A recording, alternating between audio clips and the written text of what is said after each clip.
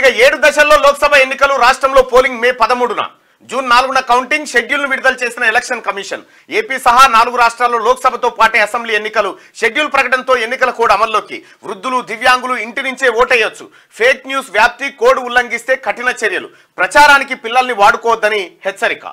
right గా ఈవీఎంలు 100% safe అని చెప్తా ఉన్నారు సాధారణంగానే ఎప్పుడు చెప్పేటువంటి మాటనే ఈవీఎంలు 100% సేఫ్ ఎన్నికల సంఘం పటిష్టంగా ఉంది అన్ని రాష్ట్రాలు ఒకే ఒక్క సెకండ్లో ఢిల్లీతో కనెక్ట్ అయ్యేటువంటి వ్యవస్థ ఉంది ఎక్కడికక్కడ పకడ్బందీ వ్యవస్థ ఉన్న తర్వాత 2 నెలలు ఎందుకు ఎన్నికల నిర్వహణకు అంతే కదా అయితా ఉంటుంది అంతే ఇక్కడ ఎన్ని ఫేజ్లలో అనేది చూస్తే ఫస్ట్ ఫేజ్ వచ్చేసి ఏప్రిల్ 19 తారీఖు 102 స్థానాలకు పార్లమెంట్ స్థానాలకు లోక్సభ స్థానాలకు ఎన్నికలు జరుగుతాయి ఫేజ్ 2 ఏప్రిల్ 26 89 స్థానాలకు ఫేజ్ 3 మే 7 94 స్థానాలకు ఫేజ్ 4 96 స్థానాలకు మే 13 రోజు ఈ మే 13లోనే తెలంగాణ ఎన్నికలు కూడా ఉన్నాయి కంటోన్మెంట్ ఉప ఎన్నిక కూడా ఉంది తెలంగాణ అండ్ ఆంధ్రప్రదేశ్ ఇక ఫేజ్ 5 లో మే 20 రోజు 49 ఫేజ్ 6 మే 25న 57 స్థానాలు ఫేజ్ 7లో జూన్ 1న 57 స్థానాలు అంటే ఇక నరేంద్ర మోడీ గారు మీద ఓటింగ్ జరుగుతుంది మేము నరేంద్ర మోడీ గారు కోటే ఆయన అన్ని తిరగడం కోసం మొత్తం విభజన జరిగినట్టుగా అనిపిస్తా ఉంది ఎగ్జాక్ట్లీ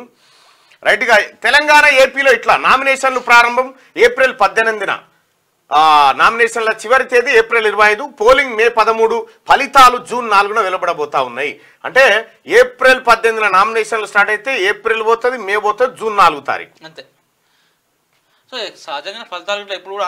అన్ని ఫేజ్ల ఎలక్షన్లు పూర్తయిన తర్వాత అది కామన్ లేకపోతే మిగతా వాటి మీద ఇంపాక్ట్ చూపిస్తుంది ఇక జూన్ 4న కౌంటింగ్ షెడ్యూల్ విడుదల చేసిన ఎలక్షన్ కమిషన్ ఏపీ సహా 4 రాష్ట్రాల్లో లోక్సభతో పాటే అసెంబ్లీ ఎన్నికల షెడ్యూల్ ప్రకటనతో ఎన్నికలకు కూడా అమల్లోకి వచ్చిందని చెప్పి ఇక్కడ కనిపిస్తా ఉంటే ఇక లోక్సభ ఎన్నికలకు నగారా మోగింది దేశవ్యాప్తంగా 543 లోక్సభ నియోజకవర్గాలకు ఏప్రిల్ 19 నుంచి జూన్ 1 వరకు 7 విడతల్లో ఎన్నికలు జరగనున్నాయి జూన్ 4న ఓట్లను లెక్కించి ఫలితాలను ప్రకటించనున్నారు ఎలక్షన్ కమిషనర్లు సుఖ్బీర్ సింగ్ సంధు జ్ఞానేష్ కుమార్లతో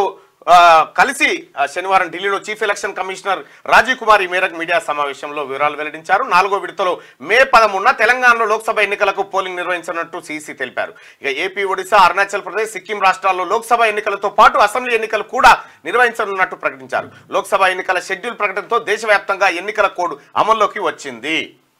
ఇప్పుడు వస్తాంటే చూసుకుంటూ వచ్చిన గొడవలకుంటా రాతలకు అన్నిటికీ తెల్ల రంగులు ఎత్తాను వేస్తురా మొత్తం కోడ్ అమల్లోకి ఇదో గమ్మత్ ఏంటంటే ఇప్పుడు ఊరి సెంటర్లో ఉన్న ఎన్టీ రామారావు బొమ్మకు ముసుగేస్తారు అవును అది తెరిచున్నప్పుడు ఎవరు చూడలే ముసుగేస్తే ఇది ఎవరిదో ఉండే ఎన్టీ రామారావు బొమ్మ పెట్టారు అనుకుంటారు ఇదో గమ్మతి దేశంలో మొత్తం ఓటర్లు 97.8 కోట్లు ఏప్రిల్ 14 వరకు ఓటరు నమోదుకు అవకాశం ఎంపీ ఎలక్షన్లతో పాటే కంటోన్మెంట్ అసెంబ్లీ స్థానానికి కూడా ఉప ఎన్నిక నిర్వహించబోతా ఉన్నారు ఏప్రిల్ 14 తారీఖు వరకు 18 సంవత్సరాలు పూర్తి చేసుకున్న వాళ్ళు ఓటరుగా నమోదు చేసుకునే అవకాశాన్ని ఎలక్షన్ కమిషన్ కల్పించింది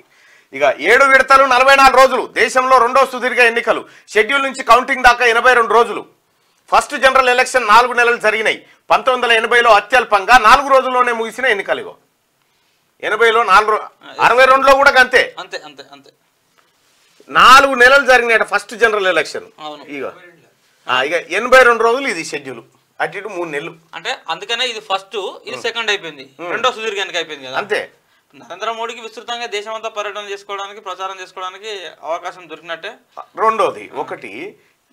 అసలు ఇంటెన్షన్ ఏంది ఎలక్షన్ కమిషన్ది ఇంత వ్యవస్థ ఉండే ఈవీఎంలు ఉండే మన దేశం వెలిగిపోనే బట్టే మనం $1 ట్రిలియన్ ఎకానమీకి వెళ్ళిపోతానే ఉంటుంది ఏడలోపం ఉండి విడతల వారీగా చేస్తా ఉన్నారు కారణాలు ఏంది అసలు ఎలక్షన్ కమిషన్ అనేది పూర్తిగా కూడా నీ కేంద్ర ప్రభుత్వ చేతుల్లోకి తీసుకున్నప్పుడే వాళ్ళకి అనుకూలంగా వ్యవస్థ పనిచేస్తుంది సింపుల్ అది దాంట్లో ఇంకా అంతకుముందు ఏంటంటే ఎన్నికల కమిషన్ అనేది స్వయం ప్రతిపత్తితో ఉన్నటువంటి సంస్థ ఇప్పుడు ఎట్లయితే మనకు కోర్టులు ఇప్పుడు న్యాయ వ్యవస్థ ఉన్నదో న్యాయ వ్యవస్థకు independent body election commission independent body అనేది కొంత ఉండే కదా ఇప్పుడు ఎన్నికల కమిషన్ కూడా పూర్తిగా నరేంద్ర మోడీ 10 ఏళ్లలో ఎన్నికల కమిషన్ పూర్తిగా సెంట్రల్ ఆధీనంలోకి తీసుకున్నాడు కదా రేపు ఒకవేళ కనుక నరేంద్ర మోడీ వైదొలిగితే వచ్చే ప్రభుత్వాల్లో వాళ్ళ ఆధీనంలో తీసుకొని వాళ్ళకి అనుకూలంగా చేస్తాయి ఇందులో నరేంద్ర మోడీ స్పెసిఫిక్ గా చెప్పాల్సింది ఎవరు వచ్చినా అంతే